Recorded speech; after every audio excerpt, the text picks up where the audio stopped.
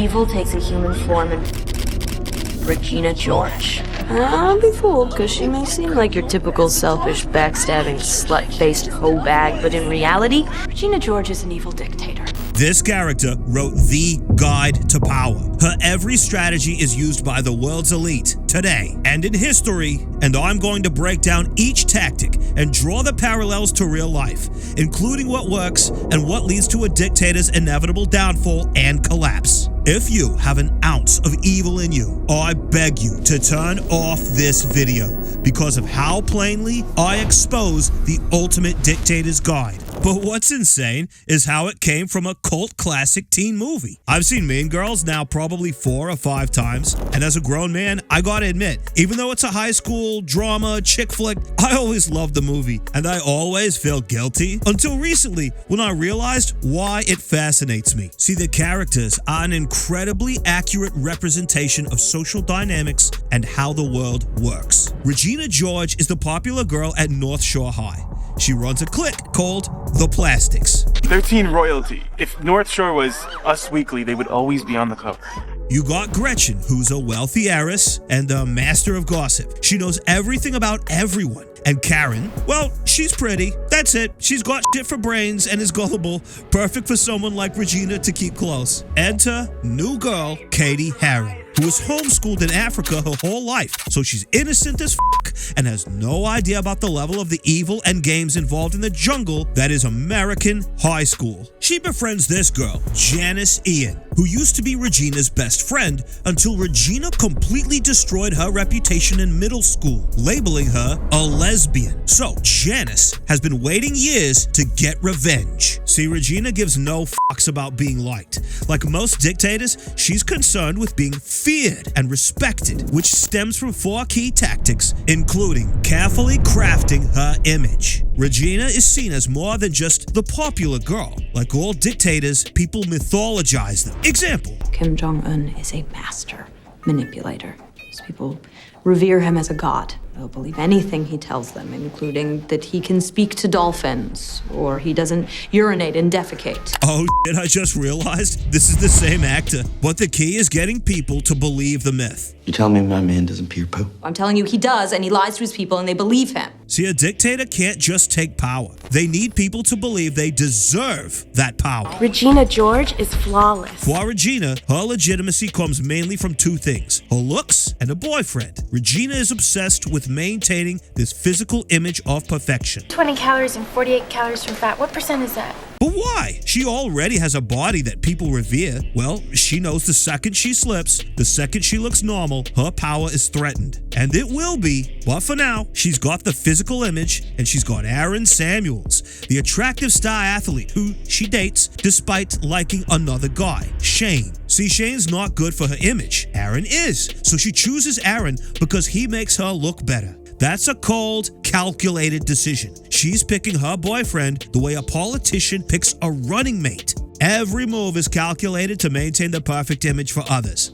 A modern example of crafting an image is Mark Zuckerberg. Remember when he was the pasty freak alien robot who displayed all of 2% human qualities? Some of you might not. Why? Because he's taken a page from Regina's book to recreate himself. The Gen Z hair, the necklace, the oversized t-shirt, the fitness, the MMA hobby, all of these are designed to make him seem normal, relatable. No, not a guy who wants to control all your data. And it works because most people don't see him as a threat. Same thing with Bill Gates. Oh, he's such a nerdy, nice guy who cares so much about humans. This guy was the most ruthless, cutthroat businessman. If Bill Gates had to step on someone's throat to get Microsoft 1% more market share, he'd do it and sleep like a f***ing baby. The guy's made some seriously questionable moves in recent years for control, but his public image? He's stepping back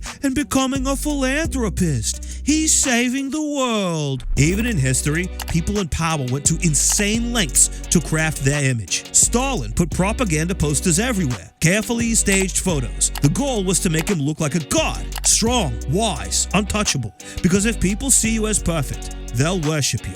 Same for Regina. Now, all she had to do to maintain her power was to keep any threats at bay. But how? A very important tactic of any dictator is keep your friends close. Keep your enemies closer. The word for it is co-option, adding members into an elite group, often to control them. Regina knew how to bring potential threats into her inner circle so she could control them. We want to invite you to have lunch with us every day for the rest of the week.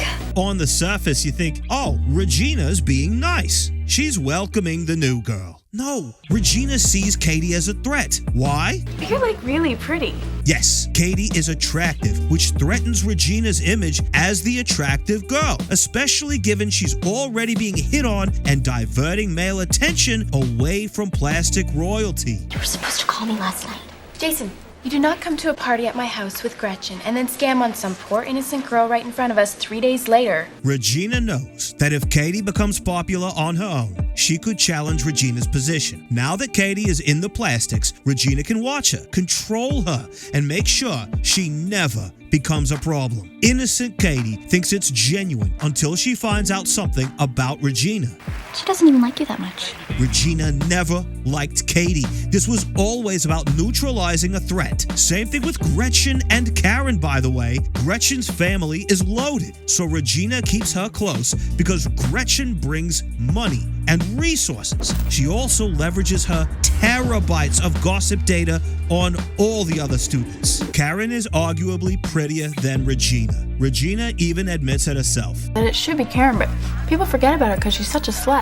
So, Regina keeps Karen in the plastics to make sure Karen never realizes she could be the queen bee instead. A perfect example of co-option is modern politics. When Trump was running for president, there were countless fellow Republicans who were a threat to him, openly opposing and insulting him. You're ducking these things. And let me tell you what's going to happen.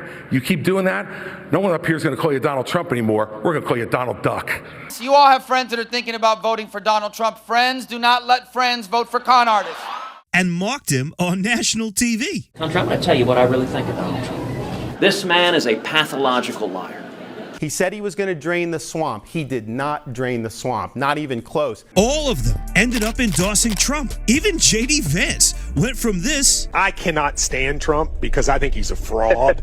Well, I think he's a total fraud. ...to this. Why did everyone go from pure threat to full support? Because Trump, like Regina, brought his threats into his inner circle. He gave them power, status, or the promise of future influence. That's co-option. Trump neutralized every threat by making it clear, you're either with me and in the circle of power, or you're against me and you're done. And it's not just Republicans, the exact same thing plays out on both sides. During the 2008 primary, Hillary Clinton ran a brutal campaign against Obama. Joe Biden said Obama wasn't ready to be president. The presidency is not something that lends itself to on-the-job training. Both of them ended up not just endorsing Obama, but becoming his closest allies. Same thing with Putin. He keeps the wealthiest people in Russia close to him. He lets them make money, live in luxury, as long as they stay loyal. Julius Caesar didn't kill all his political enemies. He made them senators, gave them positions of power, just enough to feel important, but not enough to actually challenge him. But here's the thing that's so genius and evil about co-option. Once you're part of the system, you're invested in keeping it alive. Gretchen could have walked away from Regina at any point, but she didn't, because being Regina's number 2 was better than being nobody. She knew it was better to be in the plastics, hating life, than to not be in it all. Her and Karen are so used to being part of the plastics that to leave would not only diminish their status, but it would uproot the very nature of their day-to-day life. But how does Regina, like any dictator, pull this off? She sets rules for her inner circle, which are a source of fear, punishment, control, and yet they make them feel safe by conforming to a predictable way of living. On Wednesdays, we wear pink. You can't wear a tank top 2 days in a row. Oh, and we only wear jeans or track pants on Fridays. Now, these rules are completely arbitrary. They're meaningless, but that's the point. By creating these strict, random rules, Regina keeps Gretchen and Karen focused on following orders instead of questioning her authority. They're so busy worrying about what they're wearing that they don't have time to think about overthrowing her. They also fail to see how it gets them used to being punished and controlled. Now, if you break any of these rules, you can't sit with us at lunch. Well, I mean, you wouldn't buy a skirt without asking your friends first if it looks good on you. I wouldn't? Right. Regina even has control over which guys they're allowed to like. Oh, and it's the same with guys. Like, you may think you like someone, but you could be wrong. And the crazy thing is, Regina doesn't even follow her own rules. You're wearing sweatpants. It's Monday.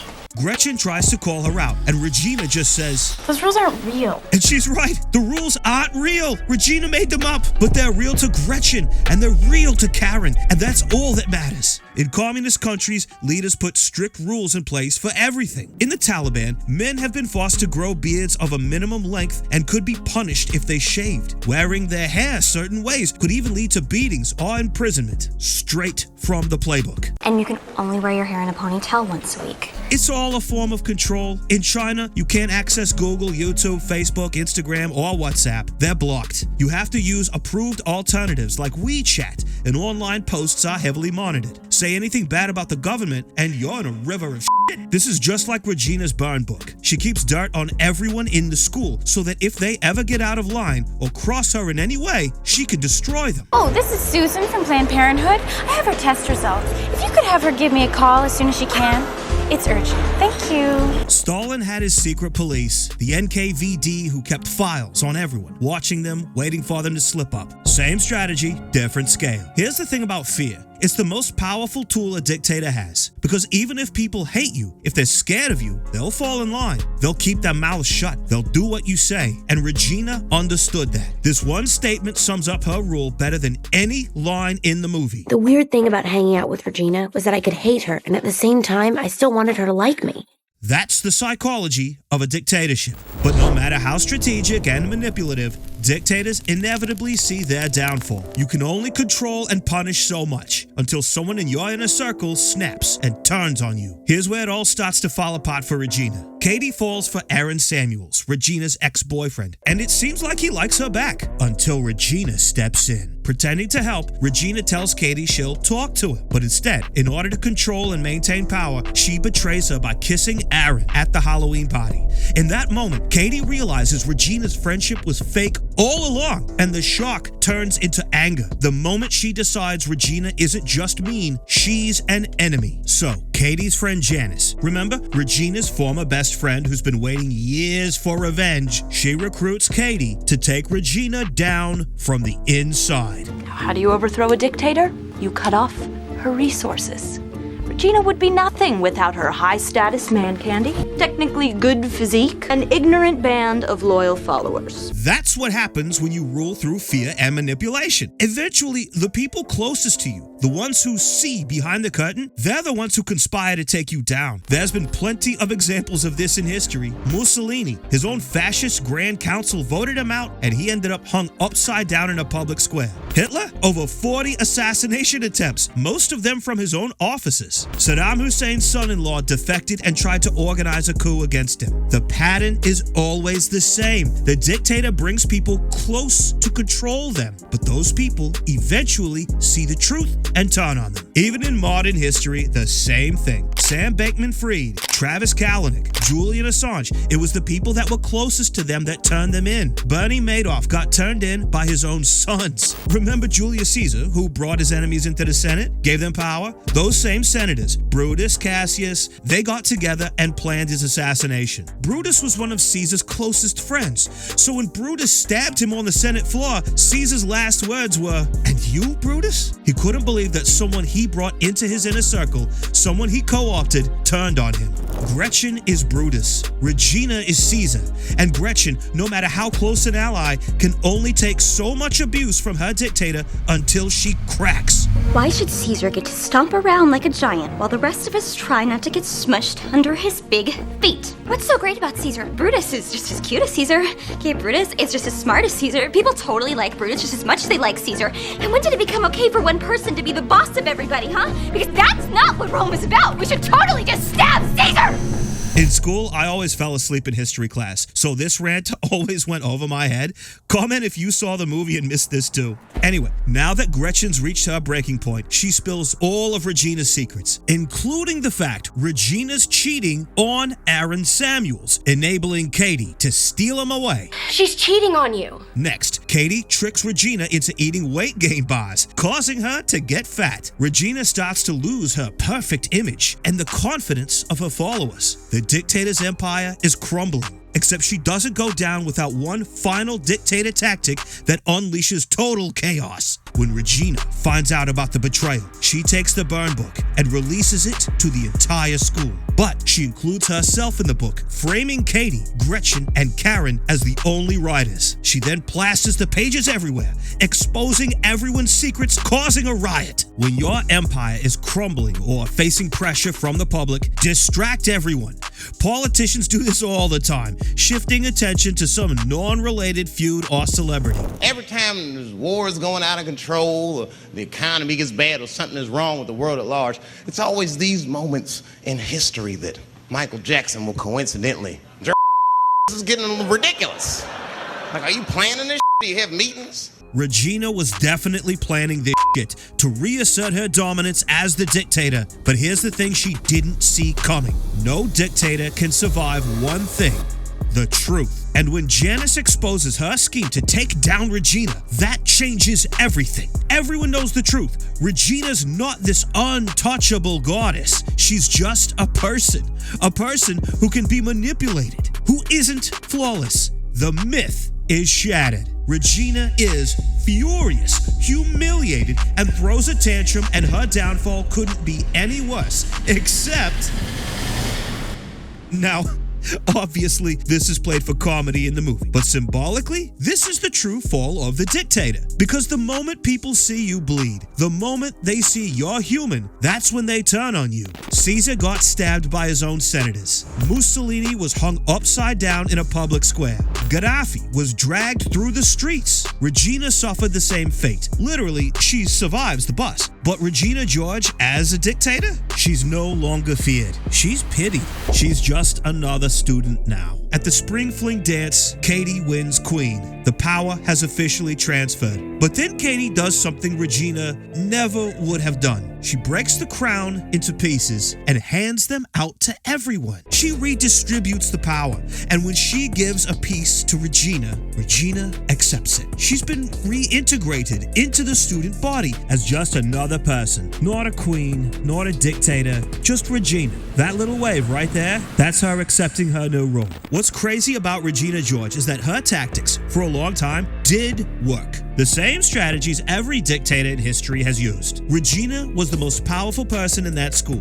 These strategies work because they tap into something dark in human nature. But, for the love of don't use manipulation to gain power. Why? Do I have to explain not to be a dick? Okay. Let's say I haven't convinced you. You're like, I'd love to be a powerful leader like Regina, no matter what it takes. Here's the thing. Regina's life is empty. Despite all her power, despite everyone worshiping her, she's miserable. She's constantly angry. And why? Because she's bored. She has no real friends, no genuine connections. Her boyfriend is just an accessory. Her friends are terrified of her. She's this incredibly intelligent, strong person, and yet she has nothing to do except shop, diet, and manipulate people. So all that anger, all that frustration, it gets channeled into social manipulation, into building this dictatorship. Pouring all her energy and creativity into being thin and popular is contrasted by Katie, who pursues a worthy character developing endeavor, being in the mathletes. But crazy enough, even the most evil people can turn a new page. There's been plenty of people who committed crimes and then reinvented themselves. At the end of the movie, Regina integrates into normal life and is actually happier. She joins the lacrosse team, giving her a way to channel all that anger. Like, there are positive ways you can learn from her character. Confidence and strategy are powerful. It is useful to read people and to control situations. Just do it ethically. Don't manipulate or hurt people. Also, know that respect matters more than being liked. Set your boundaries, stand tall, just don't lead through fear and putting others down. Prop people up and lead by example. And finally, authenticity wins long term. Regina's empire fell the moment her lies were exposed. You can't build lasting power on manipulation.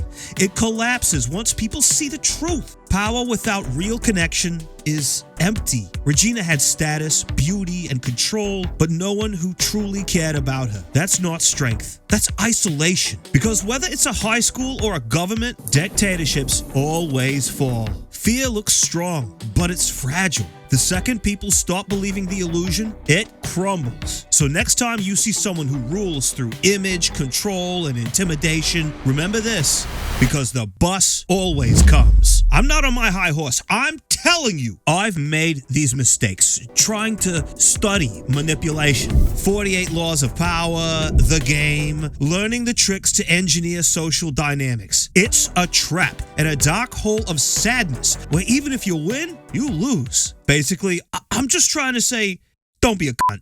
Real power comes from working on yourself, hobbies, learning. And speaking of which, want to learn some shit without having to read a book? Watch this video. It's got some of my favorite nuggets, and as always, thanks for watching.